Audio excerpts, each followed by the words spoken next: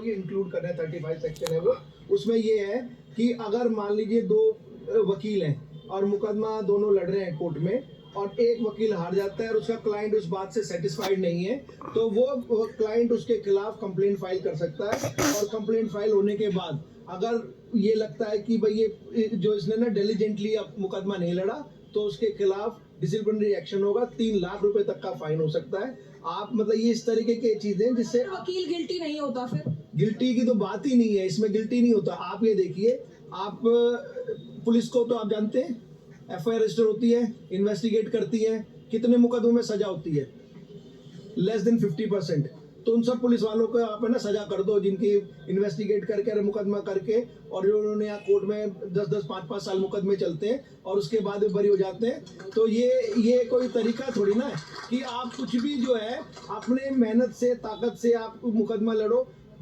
जब भी दोनों पक्ष के वकील होंगे, एक तो हारेगा ही। और कितनी बार ये होता है कि हमें पता होता है कि इस मुकदमे में दम नहीं है, तो क्या हम उसको कह दें मैं तू हारेगा और हम मुकदमा नहीं लड़ेंगे?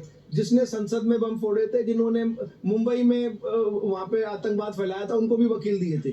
तो वकील का काम है डिफेंड करना, और ये काम नहीं है जीत और हार का। कोई वकील आपने देखा है कि जो कोई क्लाइंट जिसकी जो मुकदमा हारने के बाद वकील से सेटिस्फाइड हो? तो क्या हम अब तो हम अपने प्रोटेक्शन के लिए रहते हैं, एडवोकेट्स प्रोटेक्शन एक्ट के लिए, हमें तो प्रोटेक्शन मिली नहीं, और उस प्रोटेक्शन एक्ट को छोड़ के वकीलों की जो प्रोटेक्शन एक्ट थी आप अमेंडमेंट ले आए हो। तो ये इतना ज्यादा डेंजरस है, मैं वर्ड डेंजरस इस्तेमाल कर रहा हूँ कि हम लोगों की आवाज बंद हो जाएगी। जो आज पूरे हिंदुस्तान में एक आवाज है जो किसी भी अन्याय के खिलाफ उठती है, वो सिर्फ वकीलों की आवाज है। उस आवाज को दबाने का ये तरीका ढूंढा है, इसके हम खिलाफ है। जैसे कि पूरी दिल्ली में प्रोटेस्ट चल रहे हैं, वकील जो है प्रोटेस्ट कर रहे हैं, और जो नए कानून बनाए गए हैं आप लोगों के लिए, क्या उसका कोई असर दिख रहा है जो आप प्रोटेस्ट कर रहे हैं? नहीं, असर तो ऑब्वियसली नजर आ रहा है हमारे पास। जैसे प्रधान जी ने भी कहा, अभी तौर पे देखा जाए तो एक्ट हमने जुडिशरी के खिलाफ लंबी लड़ाइयाँ नहीं लड़ी, हमने जो लड़ाइयाँ लड़ी है सरकार के खिलाफ है। और अगर आप बैन कर देते हो किसी प्रोटेस्ट को, किसी धरने को, तो सरकार इनडायरेक्टली हमें बाउंड कर रही है कि आप किसी भी लॉ को लेके आए और किसी तरह का भी हो, हम उसके खिलाफ आवाज़ ना उठा सकें। ये शुरुआत है, और वकील ही लास्ट कम्युनिटी बची है आज।